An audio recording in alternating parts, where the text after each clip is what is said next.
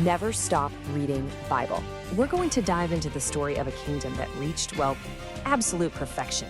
We're talking about ancient Israel under King Solomon, a time of unbelievable wealth, global fame, and legendary wisdom.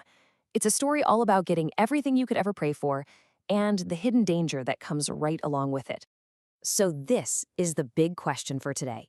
Seriously, what happens when all of a nation's hopes and prayers are answered so completely that it becomes almost unrecognizable? Does that lead to a future of lasting greatness, or does it accidentally plant the seeds for its own downfall? Let's find out. You know, our story doesn't begin with a big war or a new trade deal.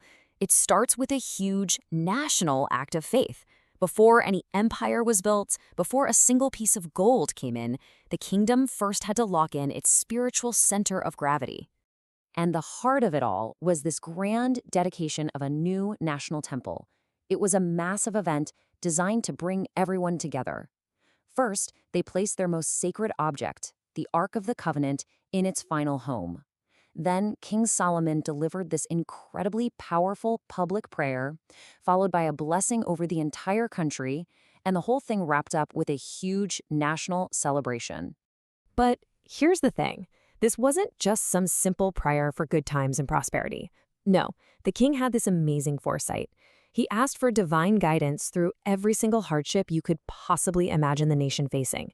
Drought, famine, getting defeated in battle, even being exiled. It was like a comprehensive spiritual contract meant to last for the nation's entire future. Okay, so with that spiritual foundation set in stone, the divine promise started to become a reality. The kingdom was on the verge of transforming from just a place of faith into a real, tangible economic superpower. And you can draw a straight line from one to the other. That spiritual dedication directly lit the fuse for an explosive era of physical growth.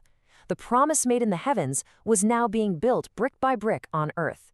It was like they've been given a divine green light for massive expansion. And what did that look like on the ground? Well, it was like a massive engine of development just roared to life. We see huge new construction projects kicking off, a really important trade alliance with the neighboring King Hiram, and the launch of a brand new sea trade that opened up the entire world, and all of it was powered by this enormous, highly organized national workforce. Now, this engine of progress didn't just make the kingdom rich, it launched it into a legendary golden age. This nation wasn't just some regional player anymore, it had literally become the center of the known world. The kingdom's fame spread so far and wide that powerful foreign rulers literally traveled just to see it for themselves. The most famous of these visits, of course, was from the Queen of Sheba. She journeyed a vast distance, not to conquer or to trade, but just to see the king's legendary wisdom and the nation's incredible riches with her own eyes. And if you want to put a number to that wealth, get this. The kingdom received 666 talents of gold in a single year. This wasn't just being well off. This was a level of wealth that was almost unimaginable, pouring in from global trade and tributes. And they were not shy about showing it off. I mean, we are talking about a magnificent throne made of ivory and just covered in pure gold. The palace guards carried shields made of solid gold. The army had thousands of imported horses and chariots. Kings from all over sent tribute, basically admitting that this kingdom was on top. So when you put it all together, the military power, the economic dominance, the international fame, it created something the world had never seen before. The kingdom had hit its absolute peak. It was a nation that stood above all others. But, and you knew there was a but coming, right? This is where the story pivots. Because every peak casts a shadow. And the blinding light of this golden age was hiding a very real and a very high cost.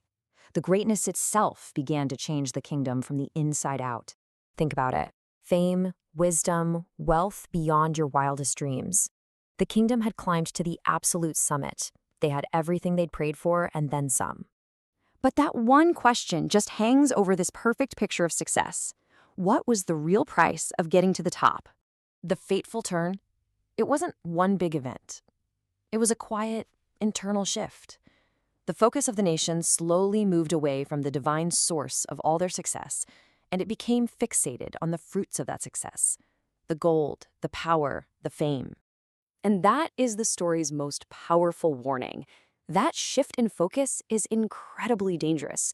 The moment a leader or a whole nation starts admiring the rewards more than the source of those rewards, a fall isn't just possible, it's pretty much inevitable. So, this all leaves us with a pretty heavy question. Is this pattern just unavoidable?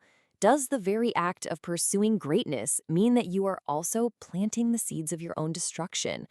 It's a question this story really forces us to think about, not just for ancient kingdoms, but for our own lives too. Definitely something to think about. This explainer was brought to you by the Center Studio.